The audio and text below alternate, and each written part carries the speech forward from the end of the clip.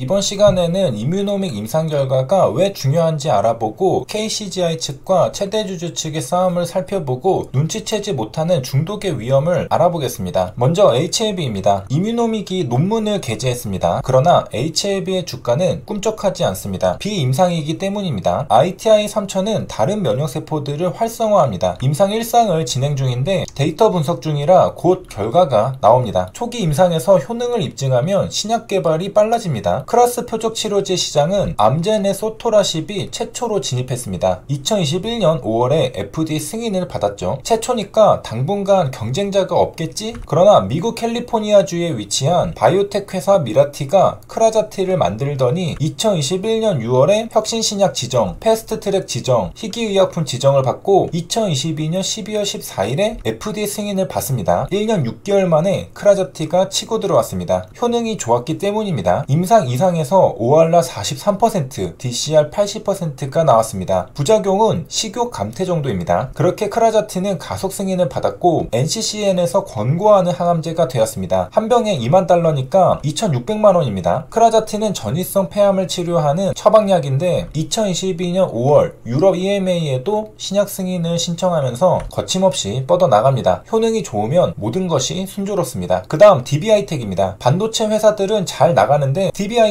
죽을 쓰고 있습니다. 누군가 이를 망치고 있습니다. 소액주주들은 DB그룹이 주가를 억눌렀다며 집단행동을 검토합니다. 소액주주연대를 줄이면 소주연입니다. 문득 셀소주가 생각나네요. 소주연은 지분을 8% 확보했습니다. 최근 KCGI는 지분 7%를 확보했으니 도합 15%의 지분을 확보했습니다. 최대주주 DBINC는 12%의 지분을 갖고 있습니다. 소주연과 KCGI가 최대주주보다 더 많은 지분을 확보했습니다. 소주연은 공식적으로 KCGI를 지지합니다. 한편이죠. 결국 싸움은 DBI텍의 주가에 달렸습니다. 소주연과 KCGI는 오르길 바라고 DBINC는 내리길 바랍니다. DBINC는 최대 주주인데 왜 DBI텍의 주가가 내리길 바랄까요? 2022년 DBI텍은 4만원인데 공정가액은 2천억원입니다. 2023년 DBI텍은 6만원인데 공정가액은 3,400억원입니다. 주가가 상승하면 공정가액도 상승합니다. 자회사의 공정가액이 상승하면 지주비율이 높아지므로 DBINC는 지주사로 전환해야 합니다. 그러면 의무 지분율 30%를 맞추기 위해 수천억 원을 들여 DBI텍을 추가 매수해야 합니다. 돈이 너무 많이 들죠. 그래서 DBINC는 DBI텍의 주가에 민감합니다. 제발 오르지 마라. 그러나 이를 눈치챈 KCGI가 공략합니다. 3월 30일에 지분을 7% 확보하더니 김준기 창업주에게 퇴진하라고 요구했습니다.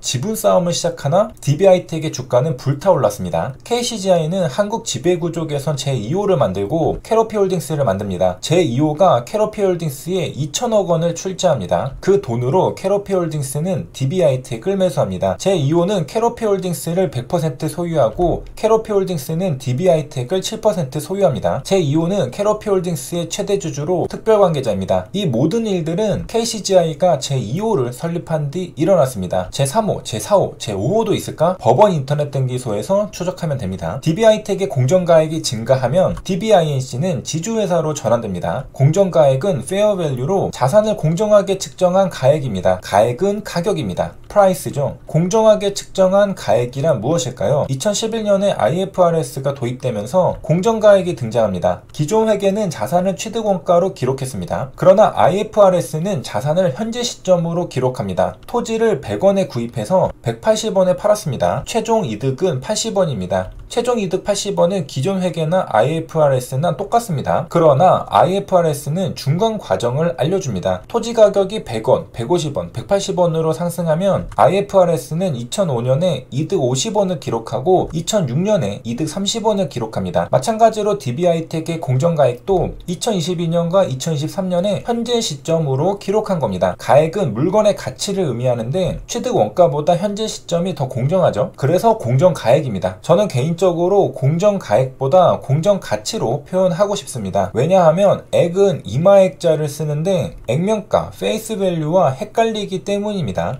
DB하이텍의 액면가는 5,000원입니다. 액면가는 표면에 표시한 가격으로 실제 거래 가격과 관계가 없습니다. 그러나 공정가액은 주가와 밀접한 관계가 있죠. 그래서 공정가액보다 공정가치로 표현합니다. HLB는 금융자산을 공정가치로 측정합니다. 파생상품도 공정가치로 측정합니다. HLB는 HLB생명과학의 신주인수권 부사채를 들고 있는데 공정가치로 측정합니다. 키메디 전환사채도 공정가치로 측정합니다. DBINC는 자산이 꾸준히 증가했습니다. 좋은 일입니다. 그러나 개별 기준으로 자산이 5천억 원을 넘어가면 지주회사로 전환해야 합니다. DBINC는 2020년까지 자산을 5천억 원 아래로 유지하다가 2021년에 순간적으로 5천억 원을 넘었습니다. 그렇게 지주사 전환 요건에 해당되었으나 2022년에 다시 5천억 원 아래로 내려옵니다. DBINC는 5천억 원을 넘기면 안됩니다. 그러나 간당간당했기 때문에 2023년에 다시 시원하게 5천억 원을 돌파합니다. 2023년 상반기에만 6천억 원입니다. 6개월 만에 자산이 줄어들긴 힘드니까 포기합니다. 오히려 DB메탈을 흡수합병하여 자산을 늘려서 지주 비율을 낮추려고 합니다. 물론 KCGI의 주장일 뿐 DBINC는 새로운 성장 동력 때문이라 밝혔습니다. 다음은 중독입니다. 중독의 어원은 노예입니다. 중독은 우리를 노예로 만듭니다. 중독은 물질 중독과 행위 중독으로 나뉩니다. 물질 중독은 마약, 알코올, 니코틴이고 행위 중독은 도박입니다. 술과 담배는 뇌에 직접적으로 영향을 미치니까 위험하다는 생각이 듭니다. 그러나 도박은 뇌에 간접적으로 영향을 미치니까 위험하다는 생각이 안 듭니다. 물질은 눈에 보이지만 행위는 눈에 보이지 않기 때문에 괜찮은 줄 압니다. 그러나 행위도 중독을 일으킵니다. 도박도 중독을 일으키고 인터넷도 중독을 일으키고 SNS도 중독을 일으키고 주식 투자도 중독을 일으킵니다. 사람은 위험을 인지하면 대비하지만 위험 인지도 모르면 그냥 당합니다. 외부에서 물질을 주입받지 않아도 행위만으로 중독에 걸릴 수 있습니다. 마약을 해야만 중독에 걸리는 게 아닙니다. 단순히 스마트폰을 하는데 중독에 걸릴 수 있습니다. 중독이 쉽게 되는 제품을 만들면 잘 팔립니다. 애플은 스마트폰을 만드는데 시가총액이 3,800조 원입니다. 2022년에 애플은 아이폰으로만 271조 원을 벌었습니다. 메타는 인스타그램을 서비스하는데 시가총액이 1,000조 원입니다. 2022년에 메타는 153조 원을 벌었습니다. 키움증권은 HTS를 서비스하는데 시가총액이 2조 원입니다. 2022년에 키움증권은 9조 원을 벌었습니다. 스마트폰, SNS, 주식거래는 적당하면 즐거움이지만 몰두하면 중독입니다. 한 끗 차이인데 방심하면 나도 모르게 서서히 중독에 빠져듭니다. 중독은 도파민과 관련됩니다.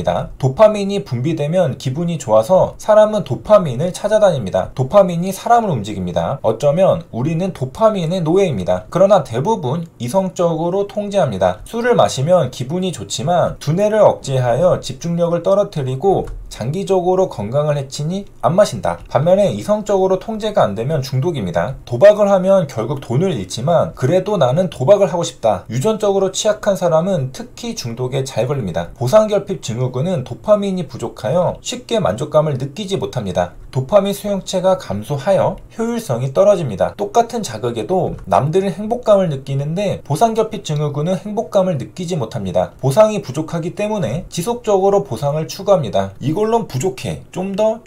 그래서 자극을 추구하는 성향이 높습니다. 도파민 수용체가 망가지면 자극 추구 성향이 됩니다. 정말 짜릿한 자극이 주어져야 만족하죠. 보상결핍 증후군은 중독뿐만 아니라 ADHD, 틱장애, 반사회적 인격장애도 일으킵니다. 부족한 도파민을 갈망하다가 자제력을 잃고 맙니다. 빅토리 주식TV는 유한타증권에서 무료로 종목 추천 서비스를 제공합니다. 추천 종목의 구체적인 목표가와 손절가를 알고 싶다면 T레이더 MTS에서 뱅킹 업무의 제휴 컨텐츠에 빅토리 주식TV를 신청해주세요. 이번 영상은 여기까지입니다. 도움이 되셨길 바라며 시청해주셔서 감사합니다.